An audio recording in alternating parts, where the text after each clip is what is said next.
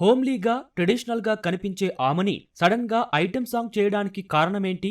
గతంలో ఆలీతో సరదాగా షోలో అలీ అడిగిన ఈ ప్రశ్నకు చాలా సింపుల్ గా సమాధానం చెప్పేసింది ఆమని. నేడు ఆమని పుట్టినరోజు సందర్భంగా ఆమె ఐటెం సాంగ్ చేయడానికి కారణాలేంటో ఆమె మాటల్లోనే వినండి. జగపతి బాబు, శ్రీకాంత్, కృష్ణ గారు, బాలకృష్ణ గారు అండ్ నాగార్జున గారు అండ్ ఘరానా బుల్లోడ్. ఓకే, దాంట్లో అండ్ ఇంకా అంటే నేను ఎక్కువ పెద్ద పెద్ద హీరోస్తో చేశాను అన్నదానికంటే పెద్ద పెద్ద డైరెక్టర్స్తో చేశాను. కె రాఘవేంద్రరావు గారు, అలా మంచి మంచి డైరెక్టర్స్తో చేశాను. బాపు గారు, విశ్వనాథ్ గారు, కమలాసన్ గారు, కృష్ణారెడ్డి గారు, ఇలా మంచి మంచి మా ముత్యాల సుబ్బయ్య గారు, ఇలా మంచి మంచి డైరెక్టర్స్తో చేశాను. మంచి సినిమాలు చేశాను. ఎందుకంటే నాకు ఒక కొంచెం క్వాలిటీ సినిమాలు చేశాను నా ఫీలింగ్.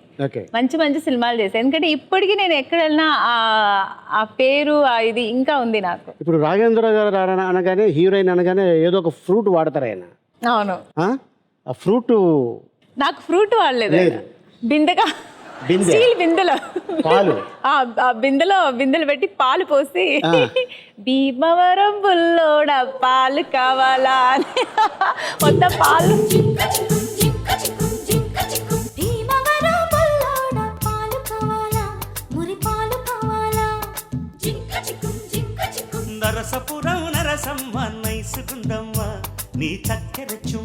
అంటే అప్పటిదాకా ఈ సినిమా చేయకముందు ఒక హోమ్లీగా ట్రెడిషనల్, ఒక శుభలగ్నం, శుభ సంకల్పం కానీ, మిస్టర్ పెళ్ళం కానీ ఇలాగా చేస్తూ చేస్తూ సడన్గా గ్లామరస్ రోలు ఆమని.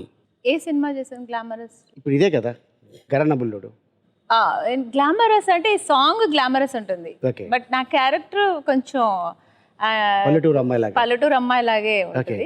సాంగ్ ఆయన చాలా గ్లామరస్ గా చూపించారు. హలో బ్రదర్ లో కన్ను పెట్టారో కన్ను కొట్టరో రంభ, ఆమని, ఇంద్రజ. ఓకే, సో అప్పటికే ఆల్రెడీ ఆమని బిజీ హీరోయిన్.